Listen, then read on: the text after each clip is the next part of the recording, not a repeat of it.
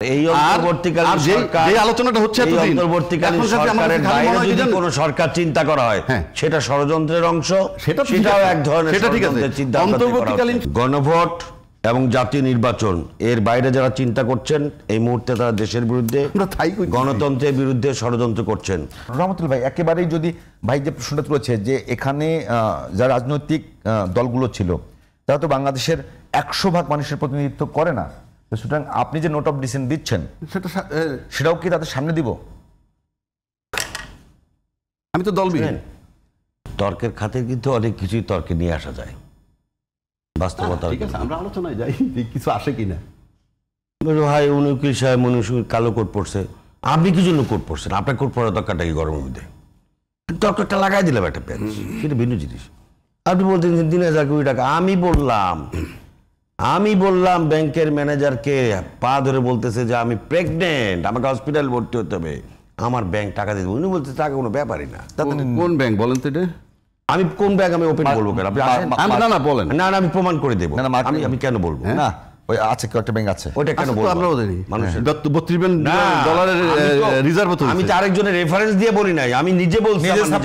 আচ্ছা ঠিক আছে, তাহলে আপনি সেই দেশে বলতেছেন 3000 কোটি টাকা কোনো টাকাই না, এরকম ব্যাপার না সেটা আমি রাষ্ট্রের সাথে রাষ্ট্রের তুলনায় বলেন যে এই সরকারের কোনো আইনি ভিত্তি নাই, যদি বলেন না আমি মেনেও নিলাম, তা আপনি কি করবেন?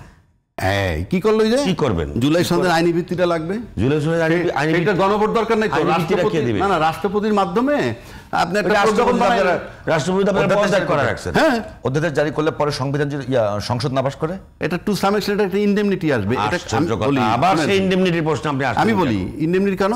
কারণ এই জুলাই সনদটার স্বীকৃতি, জুলাই আন্দোলনটাকে স্বীকৃতি দেওয়া হবে, তার ভিত্তিতে এই সনদটা হইতেছে, তার ভিত্তিতে আইনি ভিত্তি, সুতরাং সেটা তার জন্য সেফটি। আপনি যদি এগুলা না করেন, আপনি না করলে ওরা নিশ্চিত করে বিপদগ্রস্ত হবে। আরেকটা কথা সবাই বলে, একটা কথাটার জবাব কারা নিশ্চিত করে বিপদগ্রস্ত হবে সেটা বুঝতেছেন, কারা বলেন না। আরেকটা কথা বলতেছি, জুলাই যোদ্ধারা। হ্যাঁ, জুলাই যোদ্ধা বাংলাদেশের অন্তত 5 কোটি মানুষ, 5 কোটি মানে এটার ব্যাখ্যা পরে দিচ্ছি। এইবার আসেন, এই সরকারের কোনো কাজ করার অধিকার নাই উনি বলছেন, মানে নির্বাচনটা ছাড়া, তাই না? এটা তো বলছেন আপনি। আমি বলছি যে আপনার কথা অনুযায়ী আপনি যেটা বলতে পারছেন, এই সরকার, আমি আপনার বক্তব্য কি? আপনাকে রহমতুল্লাহকে 2 মিনিট শুনে তারপর আপনার কাছে আসি। না আমি শেষ করে দিই। না কেন? আপনি তো অনেকক্ষণ বলছেন, আমাকে আপনার আমারটা তো আচ্ছা বলেন, 2 মিনিট বলেন। বিষয়টা এই দুইটাই অন্তর্বর্তী। বিষয়টা হচ্ছে আমি ঝামেলা করলে যে কোনো জিনিস না করতে পারি। এখন যেই পরিস্থিতি আছি, আপনি বলতেছেন আন্দোলন করে না কেন, বা বিএনপি আন্দোলন করবে কার বিরুদ্ধে? আমি তো আবার বললাম যে একটা দুর্বল গভর্নমেন্ট, তারা দেশটাকে পরিচালনা করছে, দেশের জনগণ মেনে নিচ্ছে তাদেরকে। আপাতত অন্তত একটা পিরিয়ড উনি নির্বাচনটা দিয়ে সুন্দরভাবে একটা গণতান্ত্রিক বা নির্বাচিত প্রতিনিধির হাতে গঠন করে দেখ, সরকারটা তুলে দেখ, যারা নির্বাচন বিজয়ী হবে। তার প্রতারণা করবে না নির্বাচনে? তো নির্বাচনে প্রতারণা করবে কিনা সেটা তো তারা বুঝবে, সেটা তো আপনার আমার টেনশন করা। প্রতারণা করছে অলরেডি, প্রতারণা করছে। প্রতারণা বলতে এইখানেই কথা, যেই প্রতারণাটা তারা করেছে সেই প্রতারণাটা তো আপনি ধরিয়ে দিয়েছেন। এখন তো তারা আবার একটু সতর্ক মনে হয় সতর্ক হওয়ার চেষ্টা করতেছে। এটা আমি মনে করি তাদের আমি নির্বাচন গণভোট সব বাদ দিলাম, জুলাই সনদ নিয়ে যে প্রতারণা করছে, প্রতারণার কারেকশনটা কি ঠিক করতে হবে? ঠিক করতে হবে বলতে ঠিক করতেই হবে, এর তো কোনো বিকল্প নাই। হ্যাঁ, এর তো কোনো বিকল্প নাই। আপনি তো বলতেছেন আমি আপনার কাছে জমি বিক্রি করলাম যে দাগে, আপনি অন্য দাগ তুলে নিয়েছেন, দাগ তো ঠিক করতে হবে। হ্যাঁ, দাগ ঠিক করতে হবে। হ্যাঁ, সেই দাগ ঠিক করার জন্য কি করতে হবে? সরকার তো মিছিল করতে হবে। সরকার আপনারা যে স্বাক্ষর করেছেন, হ্যাঁ আপনারা যে স্বাক্ষর করেছেন, যেই দাগে জমি বিক্রি করেছেন, সরকার অন্য দাগ তুলে নিয়েছে, যেটা আপনার বাড়ি ভিটা। তো এখন সেটা ঠিক করবেন কিভাবে? সেটাকে ঠিক করতে হবে তো। ক্লেম করতে হয়, ক্লেম করে আমার এটার মধ্যে প্রতারণা হয়েছে, আমি মামলা করলাম, ক্লেম তো অলরেডি হয়েছে। এখন ক্লেমের পরে দেখা যাক না তারা রিভিউ করে কিনা, তারা সংশোধিত হয় কিনা। সংশোধন না হলে তাহলে আপিল, পরেরটা পরে চিন্তা করতে হবে। এখনই আমার এটা নিয়ে চিন্তা করা দরকার। একদম শেষ আপনার কথা শেষ 2 মিনিট। আপনার শেষ 2 মিনিট বলতে বারবার সবাই বলে অন্তর্বর্তীকালীন সরকারের এই আইনি রূপ দেওয়ার কিছু নাই।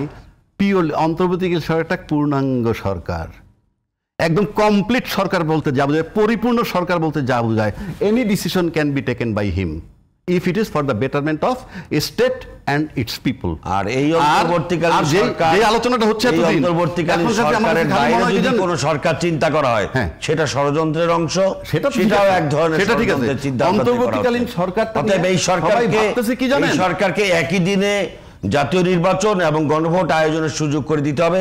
তাদের যে সমস্ত ভুল ভ্রান্তি আছে, সেই ভুল ভ্রান্তিগুলো জাতির কাছে প্রকাশ্যে ক্ষমা চেয়ে হ্যাঁ। তারপরে সেটাকে আর জাতীয় নির্বাচন দেওয়ার জন্য কোনো আইনি ভিত্তি এই মুহূর্তে নাই। সেটা যখন নির্বাচন কমিশন নির্বাচন করতে যাবে, তফসিল দিতে যাবে, তখন টের পাবে, 1 নম্বর।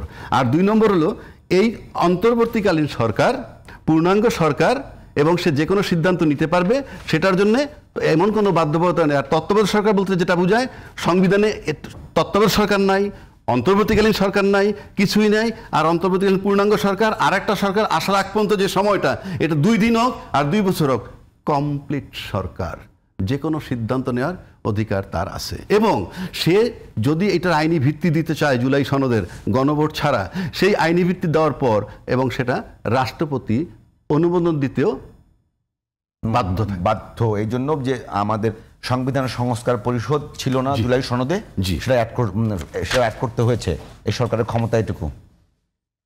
আমি আবারও শেষ লাইন আপনাকে বলে দেই, পূর্ণাঙ্গ সরকারের ক্ষমতা। আমি আপনাকে আবারও শেষ লাইন বলে দেই, গণভোট এবং জাতীয় নির্বাচন এর বাইরে যারা চিন্তা করছেন, এই মুহূর্তে তারা দেশের বিরুদ্ধে, গণতন্ত্রের বিরুদ্ধে ষড়যন্ত্র করছেন। ধন্যবাদ আবু নাসের মোহাম্মদ রহমতুল্লাহ, ধন্যবাদ অ্যাডভোকেট আবু রাজ্জাককে, দুজনকে অসংখ্য ধন্যবাদ।